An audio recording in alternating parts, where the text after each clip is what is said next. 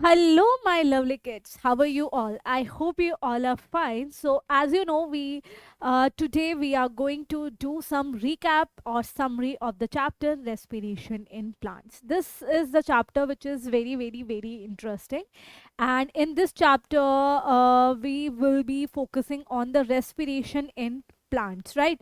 So we will be seeing various mechanism or various equations occurring during the respiration. So, without any further delay, let's start with our discussion, our chapter respiration in plants, right?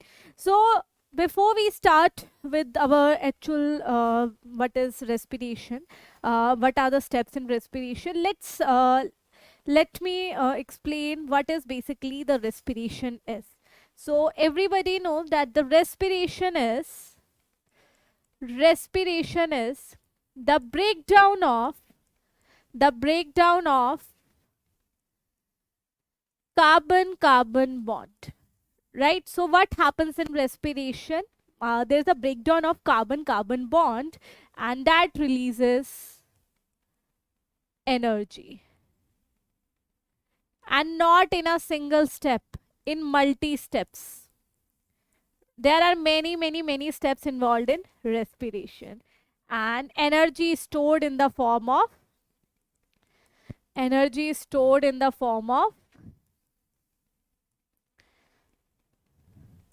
ATP. Energy is formed in the form of ATP.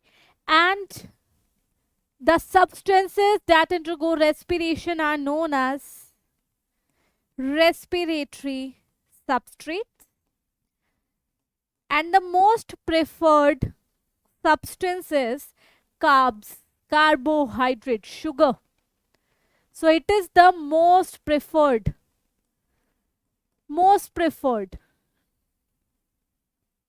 Okay. And then it can be protein. If sugar is not available, then it can be protein, it can be fats, it can be organic acid. Okay, so these are the substances that undergo respiration. So I'm going to give a brief about the respiration, that what happens during respiration. So we will talk about sugar. So what happens is that glucose is firstly converted into two molecules of pyruvic acid. Okay, because glucose is a 6 carbon compound and pyruvic acid is a 3 carbon compound. So first of all, glucose is broken down into pyruvic acid, two molecules of pyruvic acid, and this process is known as glycolysis. And then this pyruvic acid will undergo aerobic and anaerobic respiration depending upon the availability of oxygen,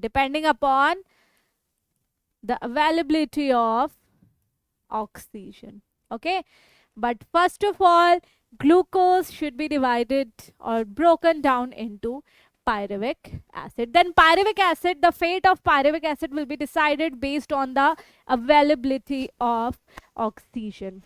Okay, so yes, the first topic that we are going to discuss is glycolysis. It's glycolysis. Okay, so I hope the introduction is clear to all of you. I'm going to give you 10 to 20 seconds. Just read it out. Okay, read it out. If you have any doubt, you can write it in the comment section. So the first process is glycolysis, and where does it occur? It occurs in all the cells. Occurs in all cells. Okay, and it has 10 steps. It has 10 steps, and where does it occur? It occurs in cytoplasm.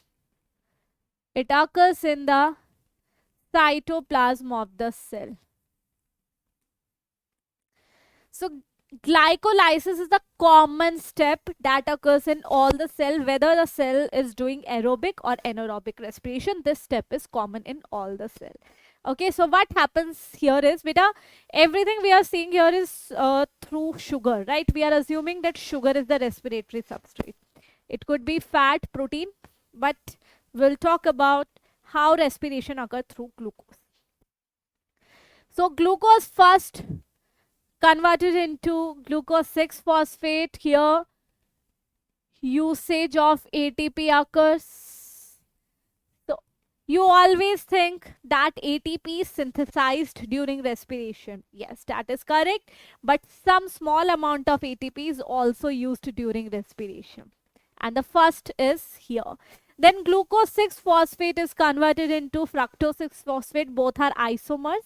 Then fructose 6 phosphate is converted into fructose 1,6 biphosphate, and here also usage of ATP occurs. So ATP is utilized in two steps, first and third.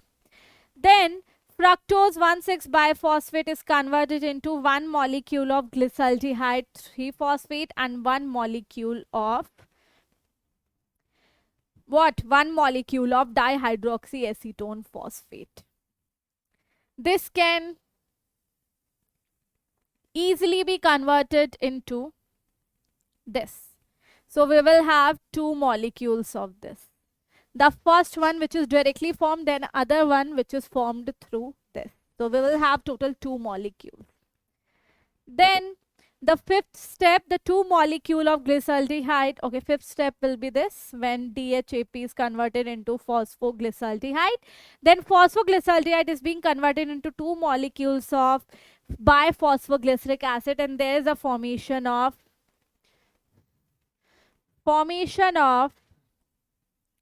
two molecules of NADH2. There is a formation of two molecules of NADH2. Then comes the seventh step, in which 3-biphosphoglyceric acid is converted into 3-phosphoglyceric acid. Here also formation of 2 ATP occurs. Okay, and then 3-phosphoglyceric acid to 2-phosphoglyceric acid, then 2-phosphoglyceric acid to 2-phosphoenol pyruvate, and then phosphoenol pyruvate to pyruvic acid. And here also two molecules are of ATP are formed. Okay, so how can you remember this? I'll give you a mnemonic. Yes, I will give you a mnemonic, a very good mnemonic. Good girl, Frankie fills glass by 3 pg and 2 pg and play poker. Okay, so here G means glucose 6 phosphate, fructose 6 phosphate, fructose by 6 phosphate, glyceraldehyde 3 phosphate, biphosphoglyceric acid, 3 phosphoglyceric acid, 2 phosphoglyceric acid, phosphoenol pyruvate and pyruvic acid. So you can remember it by this mnemonic. Then the net result after glycolysis. What is the net result that we get after glycolysis? 2 molecules of pyruvic acid, of course, 2 molecules of pyruvic acid, 2 molecules of NADH2, and as you can see, there are 2 plus 2, 4 ATP are formed, but 2 are utilized. So the net result will be only 2 molecule of ATP, because 2 ATP were utilized. That's why out of 4 we will only consider 2 ATP. Out of 4 we will only consider 2 ATP. Okay, so net result of glycolysis is this. Now the pyruvic acid has two fate. If anaerobic condition is there, which means in the absence of oxygen, it will undergo anaerobic respiration. It will undergo anaerobic respiration. So this is, they have seen glycolysis. They have shown glycolysis here, right? Then pyruvic acid can form ethanol or CO2. This is known as alcohol fermentation. And it can form lactic acid. This is known as lactic acid fermentation. This is known as lactic acid fermentation. I will write the enzymes here. The enzyme is lactic acid dehydrogenase. The enzyme is lactic acid dehydrogenase, and here the enzyme is pyruvate or pyruvic acid decarboxylase and alcohol dehydrogenase. So these are the two enzymes involved here, and this is the one enzyme involved here. So there are two type of fermentation can occur. First, in which lactic acid is formed, and second, in which alcohol is formed. And remember, in fermentation, less than 7% energy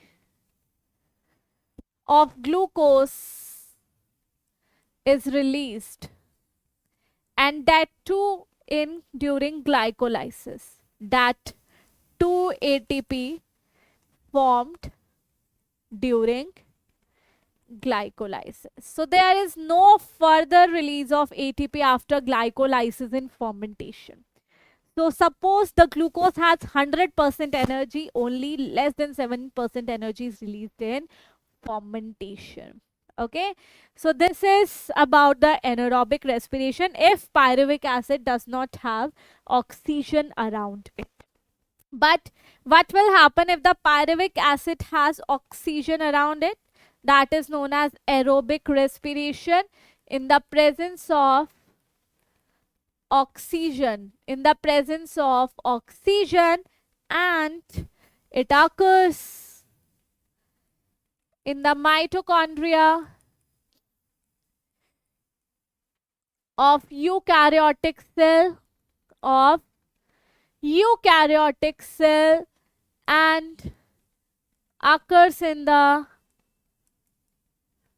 cytoplasm of prokaryotic cell. Okay, so if it's eukaryotic cell, the aerobic respiration occur in mitochondria. If it's prokaryotic cell, it occurs in the cytoplasm. So what happen is, in aerobic respiration, the first step is link reaction. The first step is link reaction inside mitochondria in eukaryotic cell. Okay, so what happens is the pyruvic acid combines with coenzyme A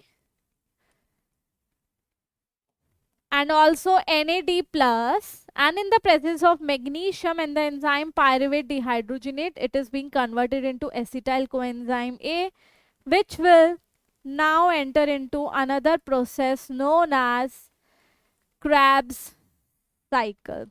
Okay, pyruvic acid is a 3-carbon compound and acetyl coenzyme is a 2-carbon compound, which means a carbon dioxide is released here and the NaDH2. Right, but we have 2 molecules of pyruvic acid. We have 2 molecules of pyruvic acid from 1 glucose. So the result will be 2 molecules of acetyl coenzyme A plus 2 molecules of CO2 plus 2 molecules of NaDH2. Why? Because we have 2 molecules of pyruvic acid from 1 glucose. Okay, NCRT has only mentioned the one molecule, but we know we get two molecules of pyruvic acid from one glucose. Now this acetyl coenzyme A will now enter into Krebs cycle. This now enters into Krebs cycle. Krebs cycle is named after the scientist who studied this cycle or process. It is also known as tricarboxylic acid cycle because most of the product formed during this cycle are having 3 carboxylic group. It is also known as citric acid cycle because the first product is citric acid. The first product is citric acid. So what happened here is acetyl coenzyme A combines with oxaloacetic acid and form the first product. Form the first product citric acid. Then through the series of process it will again be regenerated into oxaloacetic acid, but during in this process one molecule of NADH2 here, one molecule of NADH2 here, one CO2 here, one CO2 here, one GTP here, one FADH2 here, one NADH2 here are formed. This is from one acetyl coenzyme A. From one acetyl coenzyme A, we get 2 CO2, 3 NADH2, 1 FADH2, 1 GTP. GTP is equivalent to ATP. It also has energy stored into it. But we have two molecules of acetyl coenzyme A. So from 2 acetyl coenzyme A, we get 4 CO2, 6 NADH2, 2 FADH2 and 2 GTP. Right? So this is the final result from the two molecules of acetyl coenzyme A through Krebs cycle. Okay. So this is the last process, but as you can see till here, only 4 ATP are produced till now, 2 during glycolysis and 2 here. GTP is also ATP. Okay, just remember it. It's guanosine triphosphate and that is adenosine triphosphate. So only 4 ATP are formed, but we also know that 36 to 38 ATP are formed during respiration. How so? Now the cell will take help of NADH2 and FADH2 to produce rest of the ATP, and that occurs through oxidative phosphorylation and ETS. Okay, so oxidative phosphorylation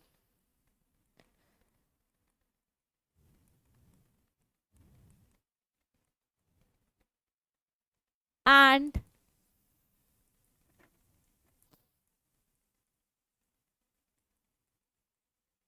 ETS is electron transport system or chain. Okay, oxidative means oxidation of NADH2 and FADH2 occur. Oxidation of NADH2 and FADH2 occurs. As you know, oxidation means removal of electron. Okay, now electron will move in ETS. The role of ETS is this, that it carry electron from one point to another, and then electron will reach to oxygen to form water. Okay, to form water. But what happens during this process? During this process, some energy is released, some energy is released during ETS,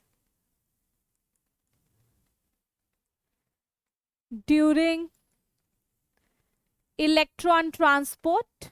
Some energy was released during electron transport that resulted into protons, accumulation of protons in the matrix or in the intermembrane space of mitochondria. In the intermembrane space of mitochondria. Okay, then what happened? Proton gradient is formed. Proton gradient is formed, which means the concentration of proton is more in intermembrane space and less than in stroma. So now what happens is proton gradient is broken down. We have to break down the proton gradient. Basically, mitochondria has to break down the proton gradient. Protons are going back to stroma. Protons are going back to stroma,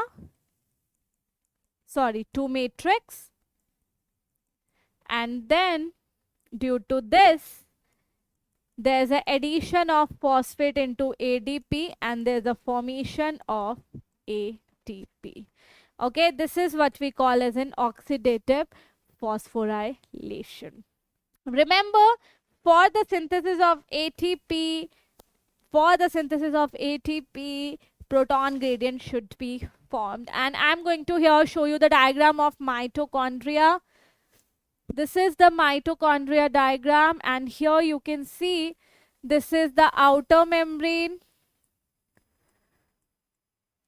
This is the inner membrane. Right? This is the inner membrane, and the space between outer and inner is known as intermembrane space.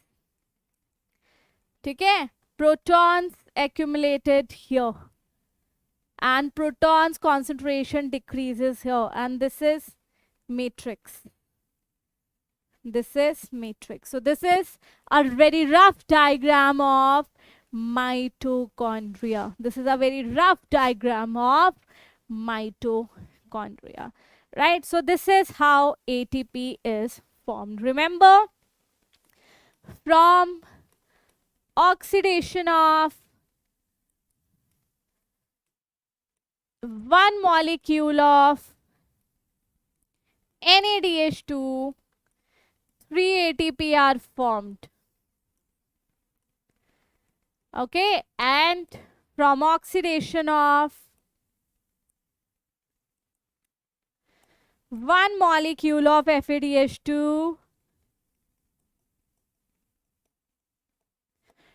2 ATP are formed. Okay, this data is very important. From one NADH2 oxidation, 3 ATP are formed, and from the oxidation of one molecule of FADH2, how many ATP are formed? 2 ATP are formed. Right? So we are going to do some calculation. This is known as respiratory balance sheet. Right? We are going to calculate how many total ATP are produced from one glucose. Okay, so from one glucose, first step is glycolysis. Okay, remember, when direct ATP synthesis occur, this is known as substrate level phosphorylation. In short, I will write it SLP. Okay, and ATP synthesis through oxidation of NADH2 and FADH2 through oxidation of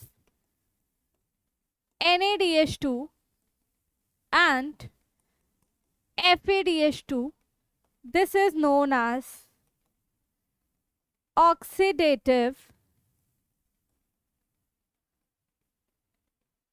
phosphorylation. So when direct ATP synthesis occur, it is known as substrate level phosphorylation. When the ATP synthesis occur through oxidation of FADH2 and NADH2, it is known as oxidative phosphorylation.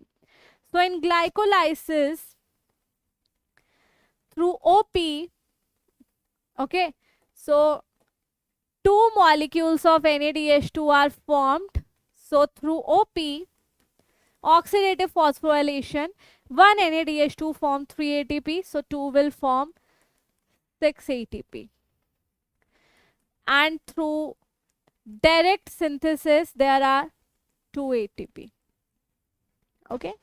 Next step was link reaction. In link reaction, beta, only 2 molecules of NADH2 are formed, which means through OP, 6 ATP are formed, because from 1 NADH2 to 3 ATP are formed. Third is Krebs cycle. Okay, it will be 6 molecules of NADH2, 2 molecules of FADH2, and 2 molecules of GTP, which is equivalent to ATP. Okay. 6 molecules of NADH2 through OP, it will be 18 ATP. Okay, and 1 FADH2 we get 2 ATP. So from 2 FADH2 we will get 4 ATP. Right, so from 1 glucose, how many ATP are formed? Here you can see the total will be 38. Total will be 38 ATP, but sometime it could be 36. So what happens sometime? That 2 ATP are utilized somewhere. Okay, so sometime it could happen that 36 ATP are formed, but normally here 38 ATP we could see is forming. So this is the total balance sheet, that how the cell get 38 ATP from the 1 molecule of glucose. So I'm going to give you 20 seconds. If you have any doubt, please let me know in the comment section. You have 30 seconds.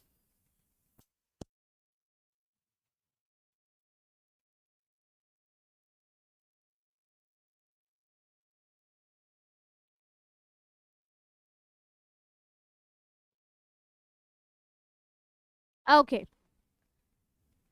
So now we will see how different substrate enter into the respiratory pathway. How different substrate enters into respiratory pathway. We only talked about glucose, but what about protein and fat? Okay, the fat is first broken down into fatty acid and glycerol. Fat can directly enter in the form of acetyl coenzyme A, whereas glycerol first converted into DHAP, then glyceraldehyde 3-phosphate, then it can enter into the respiration.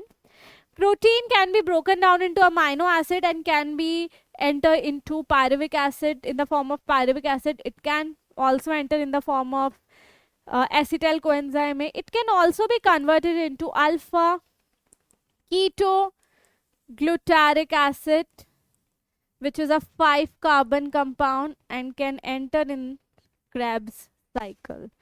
Enter in the Krebs cycle as one of the intermediate in Krebs cycle is alpha ketoglutaric acid. So protein, first it will be converted into amino acid, then it can enter in the form of either acetyl coenzyme A, pyruvic acid, or alpha ketoglutaric acid. Right, so this is how different substrate enters into the respiratory respiration. Okay, so now we are going to solve some questions. My first question to you guys is,